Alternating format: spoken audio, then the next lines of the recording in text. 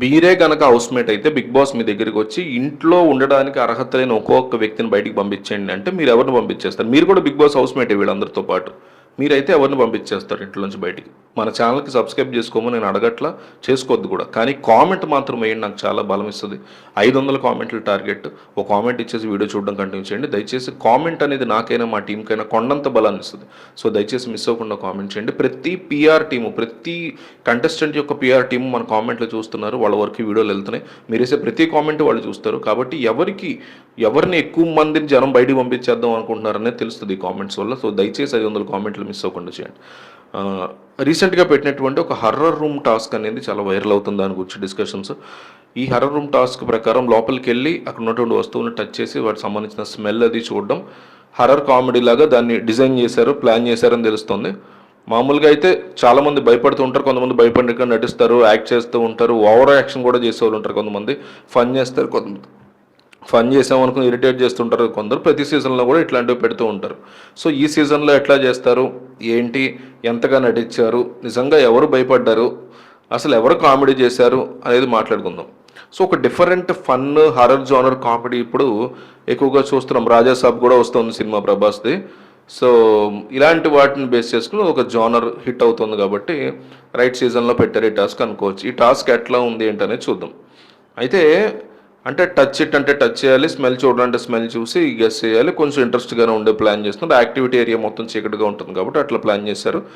సంజన సంచాలకుగా ఉంటుంది. First lights అన్నీ ఉన్నప్పుడు ఎక్కడ ఏముంది, ఏంటి, స్కెల్టన్ ఎక్కడ ఉంది, రబ్బర్ ఎక్కడ ఉంది, బాణం ఎక్కడ ఉంది, ఏవేవి ఎక్కడ ఉన్నాయి, చిన్న చిన్న స్కార్పియన్స్ అవి పెడితే అవన్నీ ఎక్కడ ఉన్నాయి అనేవి చూసుకుంటూ ఉంటుంది. అంటే ఉలిక్కి పడుతుంది, చీకట్లో చేపట్టగానే ఏం తగిలింది, ఏంటి, పావా, ఇంకేదైనా భయపడతారు డెఫినెట్లీ ఎవరైనా. సో బిగ్ బాస్ ఈ చీకట్లో కాస్త ఆడుకుంటాడనే చెప్పాలి. మరి సంజన ముందే వెళ్ళి మొత్తం అన్నీ చూసుకుని వస్తుంది. తర్వాత ఒక్కొక్కళ్ళు వెళ్తారు. సంజన వెళ్ళేటప్పుడు లైట్స్ ఉంటాయి, ఆవిడన్నీ చూసుకుంటుంది. హాల్లో ఒక బొమ్మల టాస్క్ పెట్టారు కదా, వెళ్ళి పెయింట్ వేసేది, అక్కడ కూడా లోపలికి వెళ్ళి మొత్తం అన్ని చూసుకుని కిరీటాలు అవన్నీ చూసుకుని వస్తారు కదా, అట్లాంటి టాస్క్ లాగా అనమాట. సంజన వెళ్ళి చూసుకొచ్చింది. ఆ తర్వాత లైట్స్ ఆఫ్ చేసిన తర్వాత తనుజ వెళ్తుంది ఫస్ట్. సో వెళ్ళిన తర్వాత తనుజ చాలా భయపడుతోంది. సెన్సిటివ్ పర్సన్, వాటర్ ఫోబియా కూడా ఉంది తనకని చెప్పింది. నిజంగానే భయపడవచ్చు కూడా. అంబియన్స్ చూస్తే చాలా భయంకరంగా ఉంది. సంజన పాత పగలు తీర్చుకుంటుందా అనిపించింది. ఎందుకంటే అంటే పెద్ద పెద్ద పొలం గట్టు గొడవలు ఏం లేవు, కానీ రకరకాల మాటలు అనుకోవడం ఉంటాయి బిగ్ బాస్ హౌస్లో. సో ఈవిడ కూడా భయపడింది.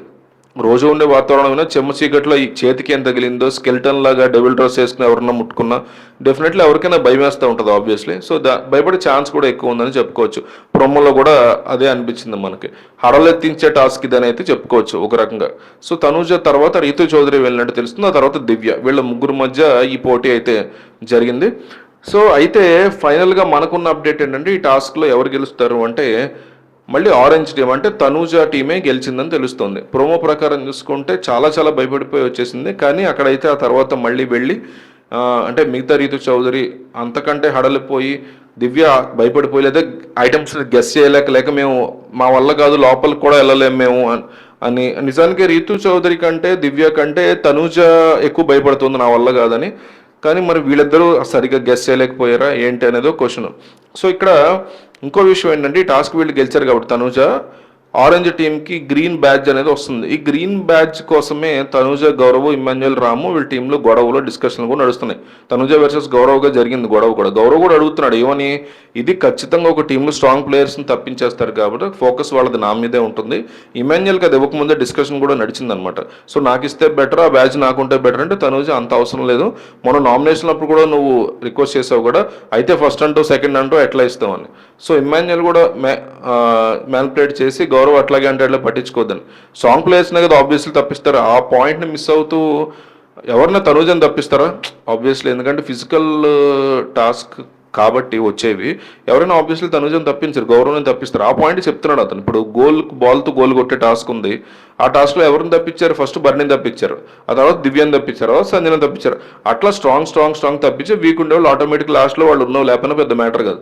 సో అట్లా గౌరవం తప్పించే స్ట్రాంగ్ ప్లేయర్ కాబట్టి గౌరవ్ ఆబ్వియస్లీ అతను తప్పిస్తారు. అతను తప్పిస్తే టీం వీళ్ళది వీక్ అవుతుంది అనేది గుర్తుపెట్టుకోవాలి తనూజ. అది పట్టించుకోకుండా గౌరవం మాటను కూడా లెక్క చేయకుండా తను బిహేవ్ చేయడం అనేది కూడా కరెక్ట్గా అనిపించింది. సో ఈ టాస్క్లో రకరకాల ట్విస్ట్లు, టర్న్స్ ఉండబోతున్నాయి. వెయిట్ చేయండి, చాలా బాగుంటుంది ఎపిసోడ్.